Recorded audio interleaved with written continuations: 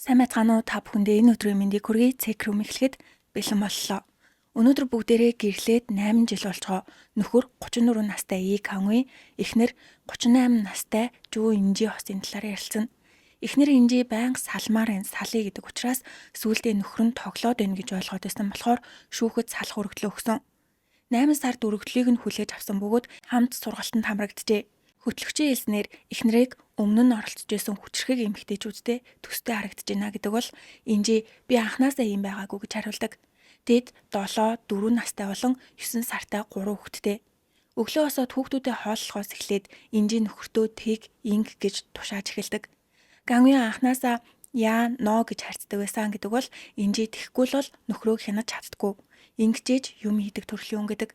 Эхнэрээ ажилдаа явсан ойгуур Кангуй хүүхдүүдэд харж хамт тоглож цэцэрлэгт нь хүргэж өгдөг бөгөөд Инжигийн хэлснээр өөрөө хүүхчиг болохоор хүүхдүүдтэйгээ тоглох тал дээр сайн байдаг гинэ. Ингээд Кангуй 9 сартай охинтойгоо үлдэж хооллож хамт тоглодог.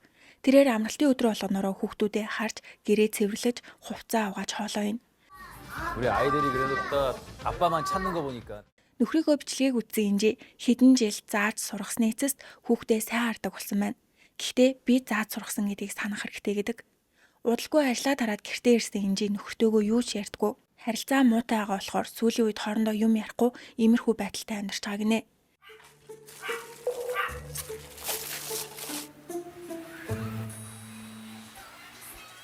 관리 사무실 아까 전화 왔어.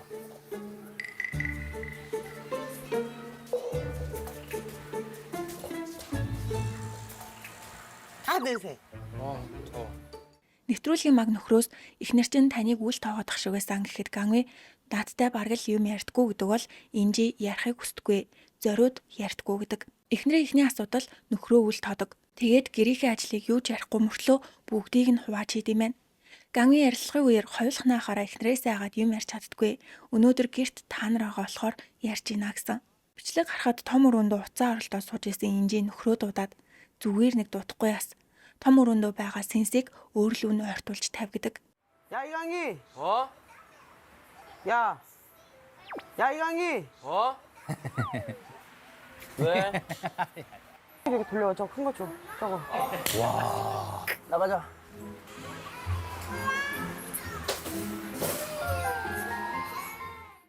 Тэгээд ямар нэг юм болохоор тайваа ярилцаад шийднэ гэсэн юм байхгүй заавал том болгож хэрүүлхийн. Тэд хамт нэг газар руу яваад хажуу талынх нь байрлал руу андуурч ордог бөгөөд гарч ирээд Кангуй энд байна гэтэл Инжи уурлаж эртгэн хараад хэлэхгүй яасан бэ гэд ар араас нь хараал урсгадаг. 알았으면 말을 했었어야지. 와. 나 방금 봤어, 내려오고. 이게 왜 혼자 있어? 이런 거나 좀 다시 말을 해야지. 농담 시간 이런 거. Нөхрөө ганц л алдаа гаргах юм бол уурлаж бөө юм болдог гинэ. Эхнэрийн дараагийн асуудал нөхрөө ямар нэгэн алдаа гаргахад тайван ярилцлагын оронд уурлаж шууд хараадаг. Ийм болохоор Кангуй өөрийгөө өмөрч юм хэлмээр байдагч чаддгүй. Аяа дутуу угаалаа. Хүүхдээ сайн харсангүй. Хөрөгчний хаалга нээлттэй үлдээлээгээд жижиг сажиг юм дээр байн хүүхдүүдийнхээ хажууд нөхрөө хараадаг. 야. 이. 잠깐 야. 행정 그거 안 닫으면 어떡해? Хөтлөгч иймхэн зүйлийн төлөө яагаад ингэж уурлаж хараагаад байгаа юм бэ? Хүүхдүүдээ мөн болж өсөөсэй гэж хүсээд байгаа мó гэхэд Инжи зөндөө олон удаа хэлсэн ч байнга алдаагаа тавцдаг болохоор ийм болсон гэдэг. Хөтлөгч бичлэгийг үзэхэд нөхөрчөнд эхлээ хараалгуулахаар буруу зүйл хийгээгүй байна. Бичлэгнээс өөрийгөө үзэхэд ямар харагдаж байна гэхэд муухай гэдэг. Нэвтрүүлгийн дараах ярилцлагын үеэр Инжи бичлэгээ үзээд өөрөөсөө хичгийн хажуугаар өөрийгөө өрөвдөж харгас болсон байгаагаа мэдсэн. Энд ирснийх өөрийгөө засаж өөрчлөгдмөр байна гэдэг. Нөхрийн хэлснээр тайван ярилцаад болох юм дээр намайг зоддгоо гэхэд Инжи тийм ээ би зоддог гэж хэлсэн. 욕을 하고 막 때리고 막 그랬었어요. 와이프가. 제가 때려요.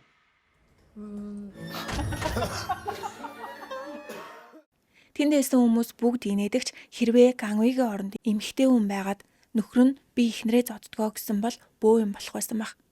Тэгээд хүүхдүүдийнхээ хажууд зодуулахаар айл болох ихнэрийнхээ өдөөс уурлахгүй хичээж биеэ барьдаг бөгөөд бага байхад нь Кангуйгийн аав ээжийг нь зодохыг харж өссөн учраас өөртөө хизээч аав шиг хүн болохгүй гэж амласан болохоор тэхгүй тулд байдаг чадлаараа төвчдөг гинэ. Эхнэрийн талын бичлэг гарахад Инжи би анханасаа юм байгаагүй. Чи намайг ийм болгосон гэдэг. Кангуй эхнэртэйгээ танилцахаасаа өмнө залуухан байхдаа дээрэмчин байсан гэж ярихыг сонссон нэвтрүүлгийн багийнхан гайхаад Энэ талаар асуудал дээрэмчдийн доор ажилладаг туслах нь байсан юм байна. Тэрээр их нэртэйгээ уулзахаасаа өмнө утас картны лувер хийгээд тэрнийхээ өрийг төлж чадахгүй гэмт хэрэгтэн болох шахсан. Инжи энэ болгоныг мэдээд төлж чадаагүй бүх өрийг нь төлж өгсөн. Тухайн үед Ганви олигтой ажилгүй байсан бөгөөд Инжи байр, зээлийн карт гээд бүгдийг нь хамт хэрэглэдэг болсон. Хөтлөгч их нэртэйгээ анх уулзахдаа яагаад харилцаа муутай байсан талаар нь асуухад би нэг буруу зүйл хийснээс болж бидний харилцаа муудсан ч нэг өдөр би түүн сайн гэдгээ ойлгосон гэхэд хөтлөгч их нэрийнхээ яг юунд нь болсон бэ гэж асуудаг. Ганви надад анхаарал тавьж тэр үед олигтой хоолж идэхгүй явдаг байхад хоол хүртэл бэлдэж өгдөг байсан гэхэд Инжи хажуунаас нь орж ирээд бити худлаа аргидаг. Анх уулзахад Инжи аав ахыхаа хятад хоолны газар ажиллаж хамт ажиллаж байгаа хүмүүстэй хоол хийж өгсөн ч Ганви хоол биш гомь идмээр байна гэд байгууллагын мөнгнөөс гомь авсан юм байна.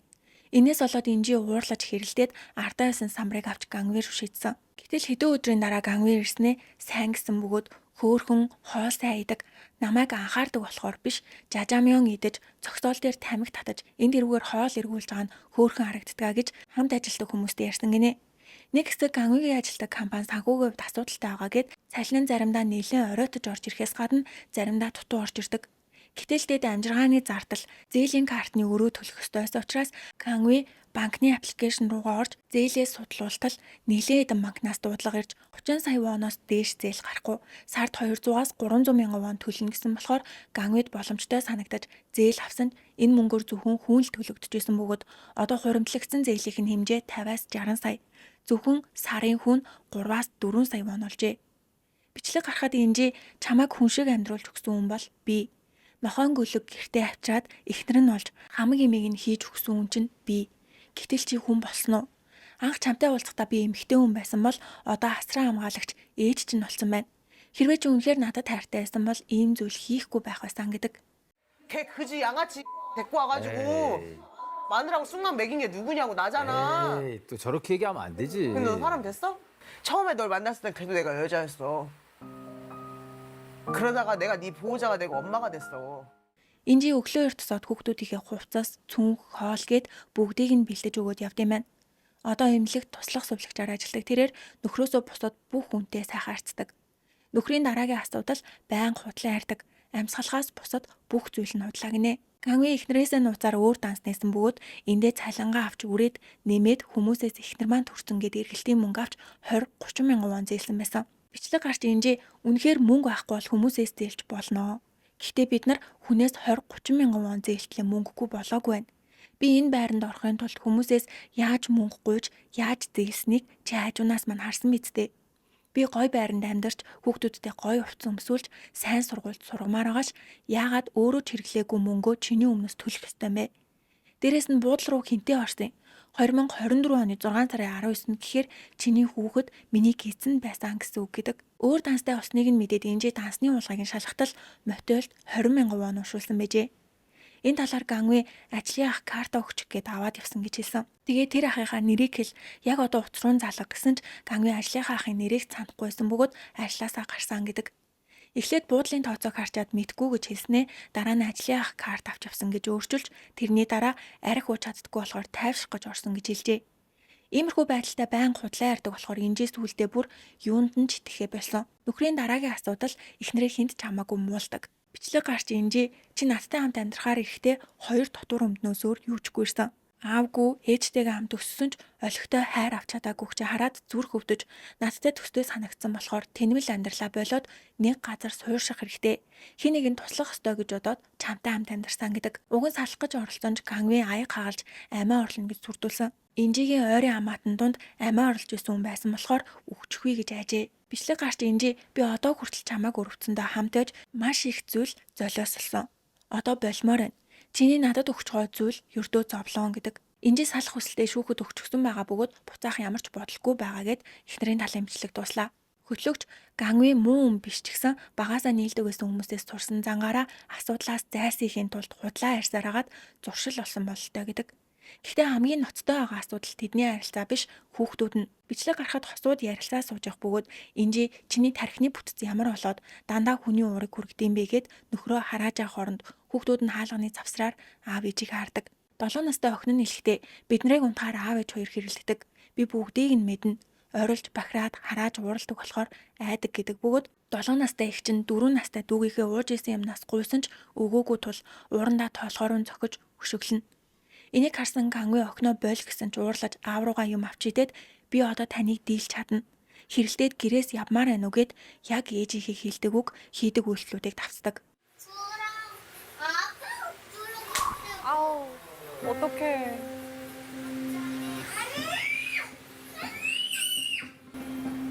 야 이거 가방 있잖아. 똑같이 하네요. 나를 신경 쓰냐고. 지금 농담으로 얘기하는 것 같아? 미쳐. 나 갈 거야. 너 나가기만 해 오늘. 아빠가 왜 생각했는데 나가라고. 내게 돈 있을 때마다 아빠 혼날래? 나도 이제 아빠 이겨 먹어. Бүр 4 настай хүүн хүртэл аавыгаа зодд юм байна. Хөтлөгч энэ бичлэгийг үзээд том охин ч хаанаас энэ болгоныг сурсан гэж бодож байна. Яг одооноос эхлээд болох хэрэгтэй гэдэг. Инжи би багадаа аав ээжийг хэрэлдэхэд айж чичирдэг байсан. Яг тэр үеэ бичлэгнээрээс харах шиг болж маш их харамссан. Цаашдаа нөхөртөөгөө муухай харьцаж үл тоож болохгүй мэн гэдгийг ойлголоо гэдэг бол Кангуй том охиноо хараад алин модноос ол ундгүй гэдэг үг үнэн байх нэ гэж бодсон. Цаашдаа өөрийгөө өөрчлөхийн тулд хичээнэ гэдэг. Дахиад нэг асуудал нь Кангуй баг өдөр болгон хүүхдүүдтэй аав нь өөх болохоор битгий хайгаараа гэдэг. Салах өргөлөө өгөхөөр шүүх рүү яваад ирсэн өдөр Кангуй гэртээ ирээгүй. Гэтэл том охин нь ээжээ аав өөхөөр явц юм уу? Та болиулаад өг гэд бөө юм болсон. Охин нь хэлэхдээ тэр өдөр аав ирээгүй болохоор айж маш их сансан гэдэг. Инжи охиндоо аав ээж хоёр нь байнга хэрэлдэж хүүхдүүдтэй буруу үлгэр дуурайл үзүүлээд байгаа болохоор тусдаа хайснан дээр юм шиг байна гэсэн ч том охин нь үгүй хэрэлцэн ч хамаагүй хамт бай гэжээ. Нэвтрүүлгийн магийнхаа охиноос аав ээжигээ ямар байгаасаа гэж хүсдэг вэ гэхэд хамтдаа аз жаргалтай амьдраасаа гэхээс өөр зүйл хүсдэггүйгээд бичлэг дуусч тэд өрөөрөөгөө явах үед Кангуй уйлаад надаас л болоод охин маань ийм болсон. Би өөрчлөгдөх хэрэгтэй гэхэд инжи харагдаж оройн хамтдаа гоймон увааж идээд нэлээд эвтэй эдэгч маргааш өглөө нь болж инжи нөхрөөрөө зургаад аруулдагч өнцгийг нь олохгүй дарсан гэд уурлаж нөхрийнхөө толгоороо зөхиод чи өстө бүтггүй мэн яаж дарснаа хар гэд уурлаад гараад явцдаг.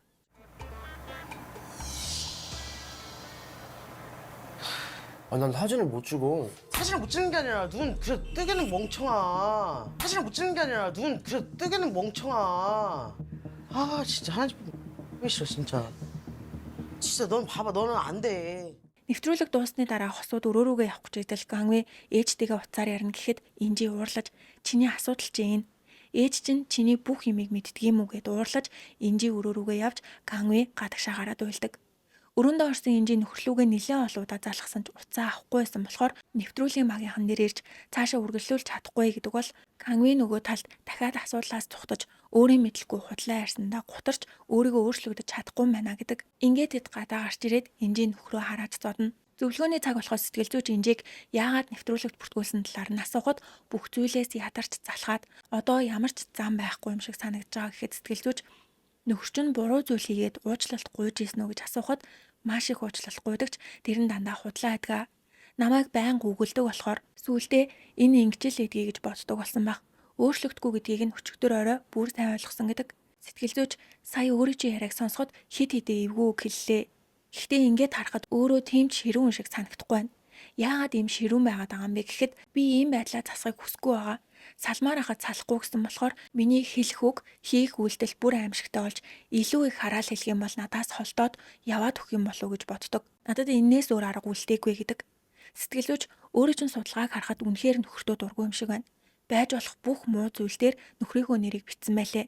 Ийм дургүй эрэгтэйтэйгээ яаж 8 жилийн турш хамт амьдэрсэн бэ гэхэд инжи амьдрал нь натай төстэй болохоор өрөвдөөд би биенийг нөхөё гэж бодсон. Дээрээс нь тухайн үед Кангуй амьдрах газаргүй ах нартайгаа тэнүүчилж энэ тэнд байдаг болохоор анхаарал тавьж доктортой амьдрах хэрэгтэй гэж бодоод аав ээжийнхээ зөвшөөрлийг авч хамтран амьдарч эхэлсэн. Ингээд хэд хэд удаас алах гэж оролцсон ч амиа орлно гэд дээвэр рүү гарч машины урд дур хүсэрчээсэн гэхэд сэтгэлзүйч нөхөр чинь үхэхгүй битгий санаа зов. Тэр тийм зоригтой хүн биш. Харин хамгийн аюултай байдалтай байгаа хүн бол та өөрөө. Амиа орлох бодол чинь нөхрөөсөө хамаагүй өндөр байна. Нөхрийн хувьд үйлдэл хийдэгч хэрэгжүүлж чаддгүй төрлийн хүн. Харин инжигийн хувьд шал өөр төвшнийх. Гаднаас нь харуул хатуу ширүүнч дотор нь ороод үзүүл жижигхэн охин байгаа. Би ийм хүмүүсийг хараад маш их өрөвддөг. Учир нь үнэхээр шаргуу хөдөлмөрлөж амьдардагч хүлээн зөвшөөрөгддөггүй.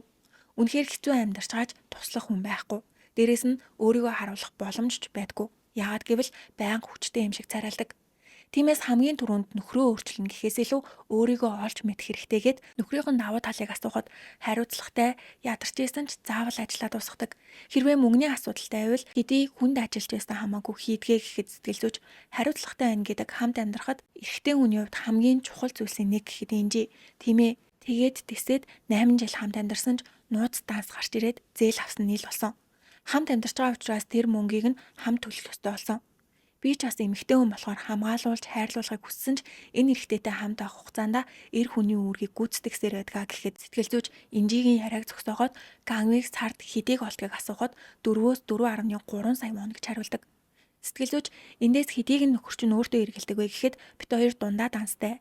Нөхөр маань өөртөө зориулж хэрэгэлдэг мөнгө байхгүй гэж хариулдаг. Сэтгэл зүйч тэгвэл нөхөр чинь гадуур яаж өөрийгөө болгодог гэсэн үг вэ гэхэд ажил дээрээ ажлынхаа олыг гэртээ ирээд гэрийнхээ олыг иддэг. Хэрвээ өөр юм идмээр байвал би захиалж өгдөгөө гэдэг. Сэтгэл зүйч нөхөрчөө эргэн тойрныхоо хүмүүсээс 20-30 мянган вон зээлсэн шалтгааныг юу гэж бодож ийн гэхэд би халаасны мөнгө өгдөггүй болохоор гэхийг сонссон сэтгэл зүйч. Тийм байж яагаад хүнээс мөнгө зээлээд байгаа юм гэж хэлэх чинь сонирн байна. Сүүлийн үед дунд ахлах сургуулийн хүүхдүүд халаасны мөнгө гэж сардаа 200-аас 300 мянган вон аав ээжээс авдаг. Гэтэл нөхөрч нь өөрөө сард 4.3 сая вон олдог мөртлөө ямар ч мөнгөгүй яваад байвал би байсан ч хүнээс мөнгө зээлнэ. Эхнэрээсээ хагаад хэрэгтэй байгаа мөнгөө хилээд авч чадахгүй болохоор танилуудаасаа 20-30 мянган вон зээлж байгаамаа. Иймэрхүү мөнгөний асуудал шийдэгдчих юм бол худлаа ярих нь ч багасна. Тийм болохоор ямар нөхцөлд худлаа ярьж байгаагаас нь шалтгаалж тэр нөхцөлийг нь өөрчилж худлаа ярихыг нь багасгаж болдог. Тийм болохоор нэг нэгээр нь хийх хэрэгтэйгээд Гангвиг оруулж эхнэр чинь нэлийн ширүүн эмэгтэй байлээ. Хамт амьдрахад зүгээр ээ нү гэхэд зүгээрээ гэж хариулдаг. Сэтгэл зүйч яагаад ажлынхаа хүмүүсээс мөнгө зээлхийг нь асуухад эхнэр маань халаасны мөнгө заримдаа өгөөд заримдаа өгдөггүй. Бусад хүмүүс шиг 7 хоногт 50 мянга эсвэл 100 мянган вон өгдөг байсан бол тайхан ч тэгдэггүй. Дээрээс нь карт хэрэглэхээр байнга хяндаг болохоор өөртөө мөнгө зарцуулж чаддаггүй. Тэгээд эргэн тойрныхоо хүмүүсээс мөнгө зээлдэгэ гэхэд сэтгэл зүйч эргэн тойрныхоо хүмүүсээс мөнгө зээлж болохгүй. Тэгэх тусам хүмүүс өөрт чинь итгэл алдрана. Эхнэр чинь сард хэдийг өгвөл болох вэ гэхэд 50 мянган вон л хахад хангалттай гэдэг. Энийг сонссон сэтгэл зүйч 50 мянган вон багнаа. Дорайж сард 200 мянган вон авчиж эргэн тойрныхоо хүмүүсээс мөнгө зээлэхгүй. Эхнэртээ худлаа ярихгүй чадна гэд эхнэртээ мундаг байна, сайхан сэтгэлтэй шүү, гоё хоол идэг шүү гэж хэлжсэн үү гэхэд Гангви үгүй гэж хариулахыг сонсон сэтгэл зүйч ийм үг хэлж өгч явах хэрэгтэй. Эхнэр чинь гадуур хүмүүст хүлээн зөвшөөрөгддөг мундаг эмэгтэй бөгөөд гэртээ орж ирээд энэ гэрт өөрийгөө хамгийн шилдэг нь хүчтэй гэж боддог. Гэхдээ энэ гэрийн хамгийн шилдэг хүн бол Гангви та. Эхнэрээсээ хамаагүй их мөнгө олдог. Бүх хүүхдүүдтэй анхаарал тавьдаг. Дээрээс нь эхнэрийнхээ хүчрхийлэлд байнга өртдөгч хайрлсан хിവэрэ. Энэ бол өөрийг чинь хамгийн шилдэг гэдгийг харуулж байна. Гэхдээ өөрийнхөө хийх ёстой зүйлийг бүгдийг нь хийсэн мөртлөө хүлээн зөвшөөрөгдөхгүй байгаа. Энийг засахын тулд эхнэрээ одооноос эхлээд нунаа буюу игч гэж дуудгаа бол. Дараа нь эхнэртээ хөөрхөн байна, баярлаа, хайртай шүү гэж хэлэх хэрэгтэй. Ийм зүйлсийг нөхөр хүн хийдэг юмаа гэд хосыг хамтд нь оруулж танай гэр бүл тэр чигтээ сайхан сэтгэлтэй шаргуу хөдөлмөрлөгч баяр баясгалантай хүн алга. Хинэн ч аз жаргалтай биш байна. Энийг өөрчлөхийн тулд хамгийн түрүүнд бие биенээ нэрээр нь дуудах хэрэгтэй. Дуудахдаа ардаа хүндэтгэлийн үед ашигладаг шитэй. Инжи ши, Гангви ши гэж дуудгээд дасгал хийлэгдэг. 은지 씨 예쁘다. 한번 해볼까요? 은지 씨 예쁘다. 은지 씨 예쁘다.